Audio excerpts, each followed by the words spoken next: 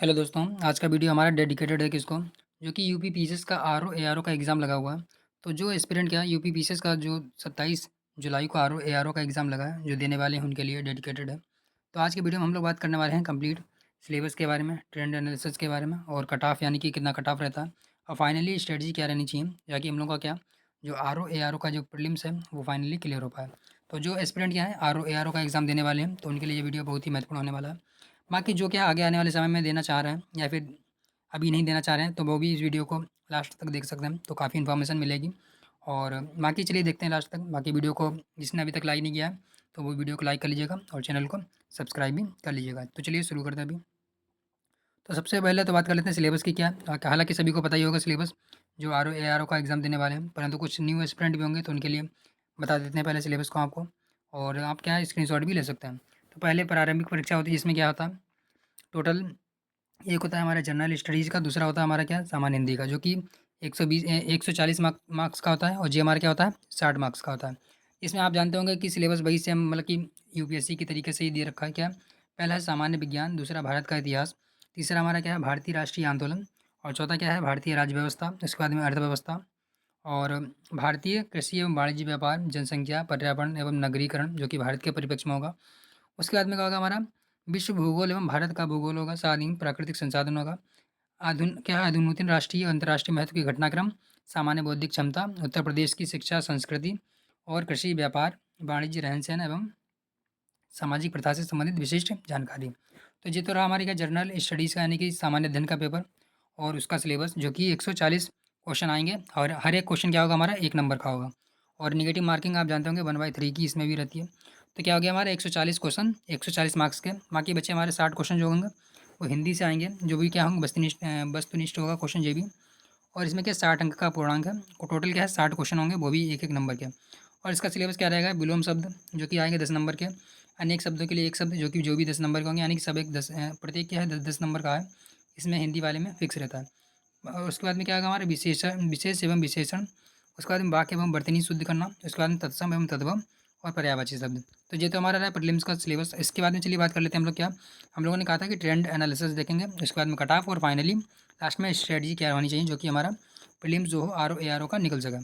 तो अभी चलिए देख लेते हैं इसकी जो सिलेबस का, मतलब कि जो ट्रेंड एनालिसिस क्या है, जो कि पिछले 10 सालों के, यानी कि पिछले 10 सालों का पीवाईक्यू को देखते हुए, मतलब कि पिछले जितने भी एग्ज़ाम हुए हैं अभी 10 साल, तो मतलब 10 बार तो नहीं हुआ है, पर क्या है पिछले जितने भी टोटल एग्ज़ाम हुए उसके ट्रेंड एनालिसिस को देखते हुए हम लोग देखेंगे कि कितने, मतलब कि सब किस सब्जेक्ट से कितने क्वेश्चन आते हैं।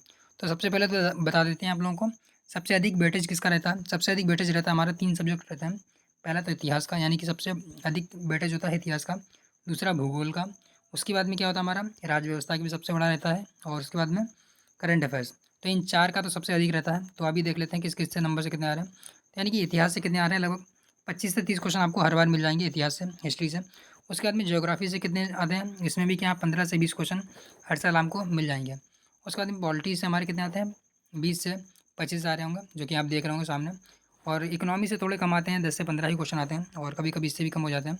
सामान्य विज्ञान भी, यानी कि जनरल साइंस भी काफ़ी काफ़ी मतलब कि महत्वपूर्ण भूमिका रखता है। इसमें भी क्या 20 से 25 क्वेश्चन आते हैं। उसके बाद में करंट अफेयर्स भी काफ़ी इंपॉर्टेंट होता है, जो कि 15 से 20 क्वेश्चन क्या करंट अफेयर से भी हर साल रहते हैं। उसके बाद में उत्तर प्रदेश स्पेशल जीके, जो कि 10 से 15 नंबर का आता है। और उसके बाद में मिश्रित में आता है क्या, जैसे कि तर्क शक्ति हो गया और स्टैटिक हो गया, उसमें क्या 10 से 15 क्वेश्चन इससे भी आ जाते हैं। तो टोटल इस प्रकार से हमारे क्या है टोटल 140 क्वेश्चन जो होते हैं 140 नंबर के होते हैं, जो कि आप देख रहे होंगे। इसका आप क्या स्क्रीनशॉट भी ले ले सकते हैं। तो चलिए अभी बात कर लेते हैं कट ऑफ कितना रहता है। अभी तो हमने क्या बात की सिलेबस पे, उसके बाद में इसके क्या ट्रेंड एनालिसिस पे, जितने भी अभी प्रीवियस ईयर के पेपर हुए हैं। चलिए अभी बात कर लेते हैं कट ऑफ की, और उसके बाद में फाइनली बात करेंगे स्ट्रेटजी पे। तो कट ऑफ आप जानते होंगे कि कट ऑफ अभी ऑफिशियली साइट से अगर देखें तो जो 2021 का था, तो 2021 में आरटीआई के ज़रिए जाना गया, तो जो कि किसी ने प्लेटफॉर्म एक्स पे शेयर किया था। तो उस पे बता देते हैं आपको कि कट ऑफ कितना रहा 2021 वाला। तो इसमें क्या जनरल का सामान्यतः कितना रहा, जनरल का रहा 102, जो कि प्रीलिम्स का। उसके बाद में यहाँ पे बता दें आपको, जो हमारा जीएस और हिंदी दोनों को मिलाने के बाद में बात हो रही है, ठीक है। तो कितना रहा 102, जनरल के लिए कितना है 102 है। वहीं ओबीसी के लिए कितना है 110 है। तो यहाँ पे थोड़ा सा मतलब कि शायद आप समझ सकते हैं कि थोड़ा सा भेदभाव हो जाता है, कि जो ओबीसी का कट ऑफ है वो क्या जनरल से भी ऊपर जा रहा है। तो यहाँ पे थोड़ा सी प्रॉब्लम चल रही है, उसको सुधार करना चाहिए आयोग को। तो क्या देख रहे होंगे, जनरल का 102 है, ओबीसी का कितना 110 आ रहा है, वहीं इकोनॉमिक वीकर सेक्शन का कितना है 106 आ रहा है, और शेड्यूल कास्ट यानी कि एससी का कितना है 89, और एसटी का कितना है 70 है। तो ये तो रहा हमारा 2021 का। वहीं 2017 का अगर देखें तो 2017 के भी सेम वही रहा, क्या रहा 126 से 130 के बीच में रहा था, और वहीं क्या ओबीसी का भी कितना है 122 से 126 के बीच में रहा, एसटी का 110 से 115, 190 से मतलब कि सॉरी 90 से 95 के बीच में रहा। तो अभी बात कर लेते हैं 2013 का कट ऑफ कितना रहा था। तो 2013 का कट ऑफ रहा था जनरल का 42, इसका भी 42 142 रहा था, और इसका 128 121, जो कि थोड़ा सा ईजी था आया था, यानी कि 2013 का पेपर क्या है बहुत ही ईजी आ गया था, तो इसलिए क्या कट ऑफ इसका हाई रहा था। तो जिस तरह हमारे क्या कट ऑफ, उसके बाद में हमने क्या बताया ट्रेंड एनालिसिस और सिलेबस। तो अभी चलिए बात कर लेते हैं कि फाइनली हमारी स्ट्रेटजी क्या रहनी चाहिए। तो स्ट्रेटजी इसी के अकॉर्डिंग आप बना सकते हैं कि सबसे पहले तो आपको ये पता होना चाहिए कि जो हमारे दो पेपर हैं जिसमें क्या है, एक 60 नंबर का है, दूसरा 140 नंबर का। तो कोशिश कीजिए कि नंबर वन क्या आप कीजिए कि जो हमारा पेपर वन है, यानी कि पेपर वन, पहले तो क्या कीजिए पेपर वन और पेपर टू, यानी कि पेपर वन और पेपर टू। पेपर टू जो कि 60 नंबर का आता है, जिसमें 60 क्वेश्चन का हिंदी के होते हैं। तो 60 क्वेश्चन की आप कोशिश कीजिए 60 के 60 सही हो, यानी कि इसमें तो क्या फिक्स है, और अगर आपको आते हैं तो आप आराम से कर पाएंगे। अगर 60 नहीं हो पा रहे हैं फिर भी क्या 50 से 55 आने की पूरी कोशिश कीजिए। अगर 50 से 55 आपके यहाँ पे आ जाते हैं तो फिर क्या होता है, हमारा जीएस वाले में थोड़ा सा आप क्या कर सकते हैं, रियायत अपनी ले सकते हैं, यानी कि थोड़ा सा मतलब कि अगर 1-2 नंबर कम ही रहते हैं तो भी आपका क्या है फाइनली सिलेक्शन हो जाएगा। क्योंकि अभी आप समझ गए होंगे, आपको अगर कट ऑफ क्लियर करना है तो मिनिमम आप क्या 135 नंबर मान के चलिए, यानी कि आपको 135 से 140 नंबर अगर आ गए हैं तो इसका मतलब ये आपका कट ऑफ यानी कि क्लियर हो चुका है। तो 135 से 140 नंबर अगर आप मान के चलिए तो आपका फाइनली प्रीलिम्स का कट ऑफ क्लियर हो जाएगा। तो यहाँ पे आप समझिए क्या पेपर टू जो कि हमारा हिंदी का है, इसमें 60 में से क्या है 55 से 60, यानी कि सारे के सारे सही करने की कोशिश कीजिए। और अगर आपने 60 के 60 सही कर दिए तो इसका मतलब है कि आपका प्रीलिम्स जो क्लियर होने के चांस बहुत अधिक बढ़ जाएंगे। वहीं अगर आपने 60 नहीं किया 55 या 50 भी कर दिया तब भी आपका काम चल जाएगा। और चलिए वहीं बात कर लेते हैं पेपर दो। तो पेपर दो में आपको भैया आपने देख लिया होगा कि सबसे पहले आपको क्या है फोकस करना है करंट अफेयर्स में, क्योंकि जो हमारे एस्पिरेंट होते हैं यूपीएससी या पीसीएस की तैयारी करते हैं तो उनका जीएस थोड़ा ठीक ठाक रहता है और वही सब आ जाता है, वो भी हमारा R O A R O में भी। तो सबसे पहले क्या करंट अफेयर्स पे थोड़ा फोकस कर लीजिए। उसके बाद में क्या हिस्ट्री पे मेन फोकस कीजिए, और हिस्ट्री के बाद में क्या ज्योग्राफी और साइंस एंड टेक, तो इन सारे के सारे सब्जेक्ट पे फोकस कर लीजिए। उसके साथ ही साथ आपको क्या करना पड़ेगा, डेली प्रैक्टिस करनी पड़ेगी क्योंकि फैक्चुअल आता है बहुत ज़्यादा। तो लगभग क्या कीजिए, अभी 15 दिन बचे हैं तो लास्ट के 15 दिन में आप क्या कीजिए लगभग 10 से 15 टेस्ट सीरीज लगा दीजिए, मतलब कि 10 से 15 टेस्ट लगा दीजिए।